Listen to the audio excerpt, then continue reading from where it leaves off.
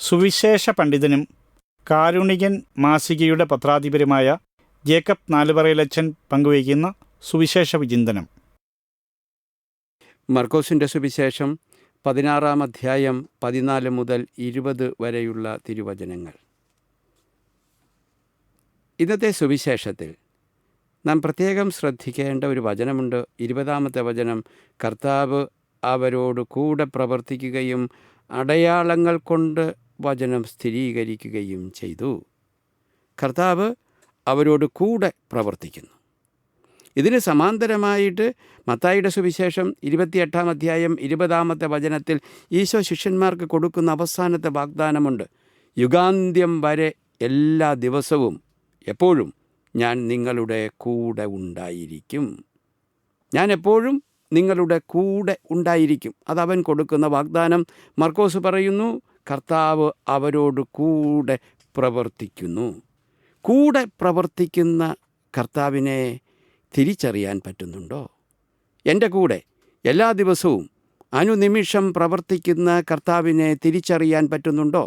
എൻ്റെ ജീവിതത്തിൽ ഓരോ നിമിഷവും പ്രവർത്തിക്കുന്ന അവൻ്റെ കര സ്പർശനം തിരിച്ചറിയാൻ പറ്റുന്നുണ്ടോ?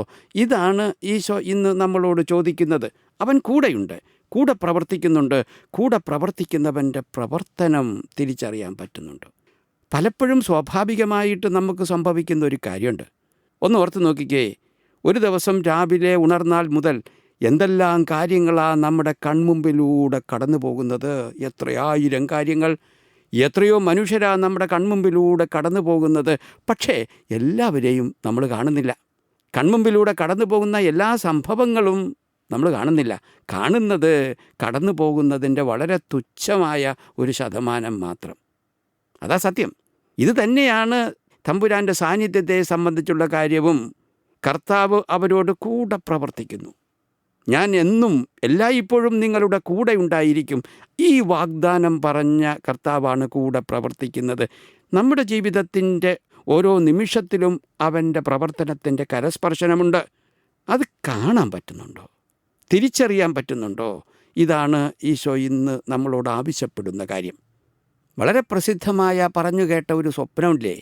അതായത് ഒരു മനുഷ്യനെ തമ്പുരാൻ സ്വപ്നത്തിലേക്ക് കൂട്ടിക്കൊണ്ടുപോയി. സ്വപ്നത്തിൽ എന്താ കാണിച്ചു കൊടുത്തത്? അവൻ്റെ ജീവിതം മുഴുവൻ കാണിച്ചു കൊടുക്കുകയാണ്. അതിനെ കടൽ തീരത്തുകൂടെ നടന്നു പോകുന്ന 2 മനുഷ്യരുടെ വഴിയായിട്ടാണ്. അതായത് 2 മനുഷ്യർ നടന്നു പോകുമ്പോൾ 4 കാൽപാദങ്ങളാണ് കാണുന്നത്. തുടക്കം മുതൽ 4 കാൽപാദങ്ങൾ. അവൻ്റെ ജീവിതത്തിൻ്റെ ആരംഭം മുതൽ അവൻ്റെ 2 കാൽപാദങ്ങൾ ചെറുത്, തമ്പുരാൻ്റെ 2 കാൽപാദങ്ങൾ, അങ്ങനെ 4 കാൽപാദങ്ങൾ. എന്നാൽ മുന്നോട്ട് പോകുമ്പോൾ ഇടയ്ക്കിടയ്ക്ക് വെച്ച് 2 കാൽപാദങ്ങൾ അപ്രത്യക്ഷമാകുന്നു. അവന് തിരിച്ചറിവുണ്ടാവുകയാണ്. അവൻ തമ്പുരാനോട് പറയുക, എൻ്റെ ജീവിതത്തിലെ കഷ്ടപ്പാടിൻ്റെയും സങ്കടത്തിൻ്റെയും വലിയ ക്ലേശത്തിൻ്റെയും കാലങ്ങളിൽ നാഥാ നീ എന്നെ ഒറ്റയ്ക്കാക്കിയല്ലോ. അപ്പോൾ തമ്പുരാൻ തിരിച്ചു പറയുന്നൊരു മറുപടിയുണ്ട്. മകനെ, ആ കാണുന്ന 2 കാൽപാദങ്ങളുണ്ടല്ലോ, നിൻ്റെ ക്ലേശകാലത്ത് കാണുന്ന 2 കാൽപാദങ്ങൾ, അത് നിൻ്റെ കാൽപാദങ്ങളല്ല, മറിച്ച് എൻ്റെ കാൽപാദങ്ങളാണ്.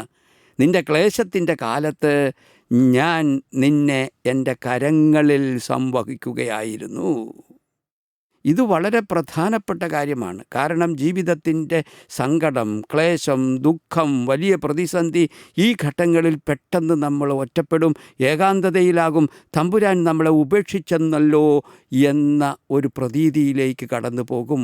പക്ഷെ സംഭവിക്കുന്നത്, നമ്മുടെ പ്രതിസന്ധികളിലും സങ്കടങ്ങളിലും ക്ലേശങ്ങളിലും അവൻ കൂടുതൽ അടുത്ത്, നമ്മളോട് കൂടുതൽ അടുത്ത്, നമ്മളെ എടുത്ത് കരങ്ങളിൽ വഹിച്ച് ഹൃദയത്തോട് ചേർത്ത് പിടിച്ചു നടക്കുന്ന അവസരങ്ങളാണത്. കാരണം എന്താണ്? കാരണം ഈ കർത്താവ്, ഈ നാഥൻ ക്രൂശിതനാണ്.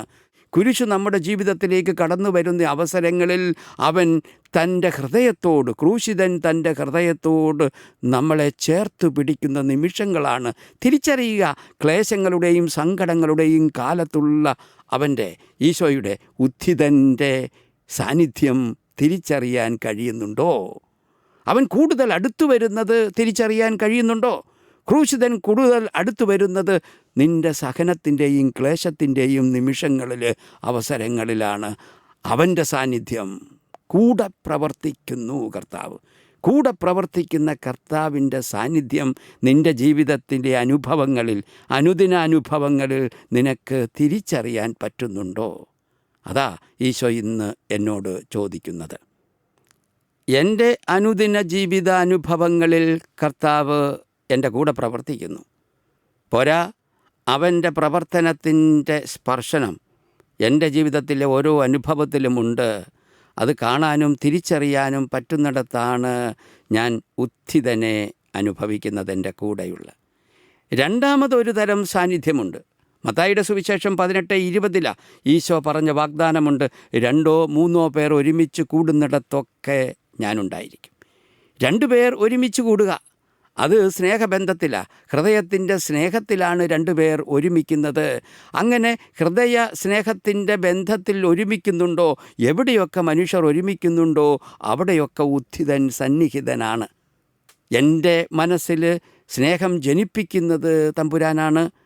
എൻ്റെ മനസ്സിൽ സ്നേഹം വളർത്തുന്നത് തമ്പുരാനാണ്. അതുകൊണ്ട് സ്നേഹബന്ധങ്ങളുടെ ഒരുമയിലൊക്കെ ഉത്ഥിതൻ സന്നിഹിതനാണ്. അവൻ്റെ സാന്നിധ്യം എനിക്ക് തിരിച്ചറിയാൻ പറ്റുന്നുണ്ടോ? പ്രത്യേകിച്ച് എൻ്റെ ഏറ്റവും അടുത്ത പ്രിയപ്പെട്ടവൾ, അവളും അവനുമായിട്ട് ഒരുമിച്ചിരിക്കുന്ന അവസരത്തിൽ ഉത്ഥിതൻ്റെ സാന്നിധ്യം, ക്രിസ്തുവിൻ്റെ സാന്നിധ്യം തിരിച്ചറിയാനാവുന്നുണ്ടോ? എന്തിന്, എൻ്റെ മക്കളുമായിട്ട് ഒരുമിച്ചിരിക്കുന്ന കുടുംബത്തിൽ ഉത്ഥിതൻ സ്നേഹബന്ധത്തിൽ സന്നിഹിതനാണ്, തിരിച്ചറിയാൻ പറ്റുന്നുണ്ടോ? അത് തിരിച്ചറിഞ്ഞനുഭവിക്കുന്നിടത്താണ് കർത്താവ് അവരുടെ കൂടെ പ്രവർത്തിക്കുന്നു എന്ന അനുഭവം ഞാൻ സ്വന്തമാക്കുന്നത്. ഇത് രണ്ടാമത്തെ തരം ക്രിസ്തുവിൻ്റെ സാന്നിധ്യം, ഉത്ഥിതൻ്റെ സാന്നിധ്യം, കൂടെ പ്രവർത്തിക്കുന്ന ക്രിസ്തുവിൻ്റെ സാന്നിധ്യം. ഇനി മൂന്നാമത് ഒരു തലം കൂടെയുണ്ട്. അത് വ്യക്തമാക്കാൻ ഏറ്റവും നല്ലത് കസന്തസാക്കീസ് എഴുതുന്ന ഫ്രാൻസിസ് അസീസിയുടെ ജീവചരിത്രത്തിൽ നിന്നാണ്. അസീസിയും ബ്രദർ ലിയോയും അവരുടെ ആശ്രമത്തിൽ നിന്നും പുറത്താക്കപ്പെട്ട് തൊട്ടടുത്തുള്ള വനത്തിൽ കഴിയുന്ന കാലം ഫാദർ സിൽവസ്റ്റർ എല്ലാ ദിവസവും അവിടേക്ക് വരുമായിരുന്നു. കാരണം തിമിരം ബാധിച്ച് കണ്ണ് പഴുത്തിരിക്കുന്ന ഫ്രാൻസിസിനെ ശുശ്രൂഷിക്കാൻ വേണ്ടിയിട്ട്. ഒരു ദിവസം വന്നപ്പോൾ ഫാദർ സിൽവസ്റ്റർ ഒരു വാർത്തയുമായാണ് വന്നത്. സന്ദേശം ഇതായിരുന്നു: ക്ലാരയും സഹോദരിമാരും അങ്ങയെ കാണാൻ ആഗ്രഹിക്കുന്നു. ഇത് കേട്ട ഫ്രാൻസിസ് അദ്ദേഹത്തോട് തിരിച്ചു ചോദിച്ചു, ഫാദർ സിൽവസ്റ്റർ, അങ്ങെന്ത് പറയുന്നു, ഞാൻ പോകണോ? അദ്ദേഹം പറഞ്ഞു, തീർച്ചയായും പോകണം. പിന്നെയും ഫ്രാൻസിസ് മടിച്ചു നിൽക്കുക. അങ്ങനെ മടിച്ചു നിൽക്കുമ്പോൾ ഫാദർ സിൽവസ്റ്റർ വീണ്ടും നിർബന്ധിക്കുമ്പോൾ ഫ്രാൻസിസ് പറയുന്നൊരു വാക്യമുണ്ട്. അതായത് ഫൊർസീങ്കുള മുതൽ സാൻ ഡാമിയാനോ വരെ, ക്ലാര താമസിക്കുന്ന സ്ഥലമാണ്, അവിടം വരെയുള്ള വഴികൾ വെള്ളപ്പൂക്കളാൽ നിറയുമ്പോൾ ഞാൻ ക്ലാരയെ കാണാൻ പോകാം. ഇത് പറയുന്നത് ഡിസംബർ മാസത്തിലാണ്, ഇറ്റലിയിലെ ഡിസംബർ മാസം. എന്ന് പറഞ്ഞാൽ ഒരു പൂ പോയിട്ട് ഇല പോലും ചെടികളിൽ കാണാൻ പറ്റാത്ത കാലം. അപ്പോഴാണ് പറയുന്നത്, ഇവിടം മുതൽ അവിടം വരെ വെള്ളപ്പൂക്കളാൽ നിറയുമ്പോൾ ഞാൻ ക്ലാരയെ കാണാൻ പോകാം. ഇത് കേട്ട ഫാദർ സിൽവസ്റ്റർ പറഞ്ഞു, എന്ന് പറഞ്ഞാൽ അങ്ങ് ഒരിക്കലും പോകില്ല അല്ലേ? ഫ്രാൻസിസ് തിരിച്ചു പറഞ്ഞു, ഫാദർ സിൽവസ്റ്റർ, 2 പദങ്ങൾ, ഒരിക്കലും എപ്പോഴും, അത് നമ്മൾ മനുഷ്യർക്ക് ഉപയോഗിക്കാനുള്ളതല്ല, ദൈവത്തിൻ്റെ വാക്കുകളാണ് അവ, എപ്പോഴും ഒരിക്കലും. അദ്ദേഹം പറഞ്ഞു, അതിപ്പോൾ തന്നെ വേണമെങ്കിലാകാം. എന്നിട്ട് അദ്ദേഹം ബ്രദർ ലിയോയെ വിളിച്ചു പറഞ്ഞു, ലിയോ, നീ പുറത്തേക്ക് ഇറങ്ങി നോക്ക്. പുറത്തേക്ക് ഓടി ഇറങ്ങിയ ലിയോ കാണുന്നത് വഴികളും കയ്യാലകളും തൊടികളും നിറയെ വെള്ളപ്പൂക്കളാൽ നിറഞ്ഞു നിൽക്കുന്നു. അത്ഭുതം കണ്ടവൻ മുട്ടുകുത്തുക, ദൈവത്തിന് സ്തുതി പറയുക. എന്നിട്ട് അവിടെ നിന്ന് 2 കരങ്ങളും നിറയെ പൂക്കൾ പറിച്ചെടുത്ത് ഫ്രാൻസിസിൻ്റെ പാദത്തിങ്കൽ കൊണ്ടിടുക. ഈ വലിയ അത്ഭുതം കണ്ട ഫാദർ സിൽവസ്റ്ററും അറിയാതെ മുട്ടുകുത്തി തൻ്റെ അവിശ്വാസത്തിന് മാപ്പിരക്കുകയാണ്. അപ്പോൾ ഫ്രാൻസിസ് പറയുന്ന വാചകങ്ങളുണ്ട്, ഫാദർ സിൽവസ്റ്റർ, എല്ലാം ഒരത്ഭുതമല്ലേ? നമ്മൾ ശ്വസിക്കുന്ന ഈ വായു അത്ഭുതമല്ലേ? പുറത്തു പെയ്യുന്ന മഴ അത്ഭുതമല്ലേ? രാവിലെ ഉദിച്ചുയരുന്ന സൂര്യൻ അത്ഭുതമല്ലേ? എന്തിന് നീ ഒരു ഇല പറിച്ച് സൂര്യപ്രകാശത്തിൻ്റെ നേരെ പിടിച്ചു നോക്കൂ, നിനക്കതിൽ ക്രൂശിതനെ കാണാൻ പറ്റും. മറുവശം പിടിച്ചു നോക്കൂ, ഉത്ഥിതനെയും കാണാം. എല്ലാം അത്ഭുതമല്ലേ? ഈ ഫ്രാൻസിസ് പറയുന്ന എല്ലാം അത്ഭുതമല്ലേ എന്ന പദത്തിന് പകരം എല്ലാം ദൈവ സാന്നിധ്യമല്ലേ, ഈശ്വര സാന്നിധ്യമല്ലേ? നമ്മൾ ശ്വസിക്കുന്ന വായു ഈശ്വര സാന്നിധ്യമല്ലേ, ഈശ്വരൻ്റെ ദാനമല്ലേ? പുറത്തു പെയ്യുന്ന മഴ, രാവിലെ ഉദിച്ചുയരുന്ന സൂര്യൻ ദൈവദാനമല്ലേ, ദൈവത്തിൻ്റെ കരസ്പർശമല്ലേ? ഈ പ്രപഞ്ചത്തിൽ ഉടനീളം തമ്പുരാൻ സന്നിഹിതനാണ്. ഇവിടെ ഉടനീളം ഉത്ഥിതൻ സന്നിഹിതനാണ്. ഇത് തിരിച്ചറിയാൻ, കാണാൻ നിനക്ക് പറ്റുന്നുണ്ടോ? പ്രപഞ്ചത്തിൽ ആകമാനം നിറഞ്ഞു നിൽക്കുന്ന ഈശ്വരൻ്റെ കരസ്പർശം, ക്രിസ്തുവിൻ്റെ സാന്നിധ്യം, ഉത്ഥിതൻ്റെ സാന്നിധ്യം കാണാൻ, അനുഭവിക്കാൻ, തിരിച്ചറിയാൻ നിനക്ക് പറ്റുന്നുണ്ടോ? കർത്താവ് അവരോട് കൂടെ പ്രവർത്തിക്കുന്നു. ഇതാണ് സത്യം. ഉത്ഥിതനായ ഈശോ നമ്മുടെ കൂടെ, എൻ്റെ കൂടെ പ്രവർത്തിക്കുന്നു. ഈ പ്രവർത്തനം, ക്രിസ്തുവിൻ്റെ പ്രവർത്തനവും ക്രിസ്തുവിൻ്റെ സാന്നിധ്യവും, ഉത്ഥിതൻ്റെ പ്രവർത്തനവും ഉത്ഥിതൻ്റെ സാന്നിധ്യവും എനിക്ക് തിരിച്ചറിയാൻ പറ്റുന്നുണ്ടോ? ഈശോയുടെ സ്വർഗാരോഹണം, അതാണ് ഇന്നത്തെ സുവിശേഷം പറഞ്ഞു തരുന്നത്. സ്വർഗാരോഹണം എന്ന് പറഞ്ഞാൽ അവൻ അകലേക്ക് ഉയർന്നുയർന്ന് മറഞ്ഞുപോയി എന്നല്ല. അതിലൊക്കെ ഉപരിയായിട്ട് അവൻ അടുത്തേക്ക് എൻ്റെ ജീവിതത്തിൻ്റെ അടുത്തേക്ക് കടന്നു വന്നിട്ട് എൻ്റെ ജീവിതത്തിലും എൻ്റെ ചുറ്റിലും ഞാൻ സ്നേഹിക്കുന്നവരിലും നിറഞ്ഞു നിൽക്കുന്നു, നിറഞ്ഞു പ്രവർത്തിച്ചു കൊണ്ടിരിക്കുന്നു. അതാണ് ക്രിസ്തുവിൻ്റെ സ്വർഗാരോഹണം എന്ന് പറയുന്നതിൻ്റെ അർത്ഥം. അവൻ ആരോഹണം ചെയ്തു എന്നതിലുപരി അവൻ എൻ്റെ ഉള്ളിലും എൻ്റെ സ്നേഹബന്ധങ്ങളിലും പോരാ, ഈ പ്രപഞ്ചത്തിലാകമാനവും നിറഞ്ഞു നിന്ന് എൻ്റെ കൂടെ പ്രവർത്തിച്ചു കൊണ്ടിരിക്കുന്നു. എൻ്റെ കൂടെ പ്രവർത്തിക്കുന്ന ഉത്ഥിതൻ, എൻ്റെ കൂടെ പ്രവർത്തിക്കുന്ന ക്രിസ്തു, എൻ്റെ കൂടെ പ്രവർത്തിക്കുന്ന ഈശോ, അവൻ്റെ സാന്നിധ്യം തിരിച്ചറിയാൻ, അവൻ്റെ കരസ്പർശം തിരിച്ചറിയാൻ പറ്റുന്നുണ്ടോ? ഇത് അനുഭവിക്കാൻ പറ്റുന്നവനാ. എവിടെയൊക്കെ? എൻ്റെ ഓരോ ദിവസത്തെയും ജീവിതാനുഭവങ്ങളിൽ ദൈവകരം കാണാൻ പറ്റുന്നവന്, ഞാൻ സ്നേഹിക്കുന്നിടത്തൊക്കെ ദൈവസാന്നിധ്യം തിരിച്ചറിയാൻ പറ്റുന്നവന്, എന്തിന് ഞാൻ നടന്നു പോകുന്ന ഈ മണ്ണിലും കാണുന്ന ഈ പുഴയിലും ഈ പ്രകൃതിയിലും ഈ വനത്തിലും ചെടികളിലും ദൈവകരം, ദൈവസാന്നിധ്യം തിരിച്ചറിയാൻ പറ്റുന്നവൻ എന്താ? ഈശോ കൊടുത്ത കൽപ്പന അറിയാതെ അവൻ്റെ ജീവിതത്തിലൂടെ നടപ്പിലാകും. അതായത് 15-ാമത്തെ വചനം, ഇന്നത്തെ സുവിശേഷം, എല്ലാ സൃഷ്ടികളോടും നിങ്ങൾ സുവിശേഷം പ്രസംഗിക്കുവിൻ. ദൈവസാന്നിധ്യം ഇങ്ങനെ സ്വന്തം ജീവിതത്തിലും സ്നേഹബന്ധങ്ങളിലും പ്രപഞ്ചത്തിലും തിരിച്ചറിയുന്നവൻ അറിയാതെ സുവിശേഷം പ്രസംഗിക്കുന്നവനാകും. ആരോട്? എല്ലാ സൃഷ്ടികളോടും. അവൻ അറിയാതെ വളരെ സ്വാഭാവികമായിട്ട് പിന്നെ നടക്കുന്നത് കണ്ടുമുട്ടുന്നവരോടൊക്കെ അവൻ സുവിശേഷം പ്രസംഗിക്കുന്നവന്, കണ്ടുമുട്ടുന്ന മനുഷ്യരോട്, കണ്ടുമുട്ടുന്ന പ്രകൃതിയോട്, ജീവജാലങ്ങളോട്, സർവരോടും സുവിശേഷം പ്രസംഗിക്കുന്നവനായി മാറും. അതുകൊണ്ട് ഈശോ ഇന്ന് എന്നോട് ആവശ്യപ്പെടുന്നത് തിരിച്ചറിയാനാ.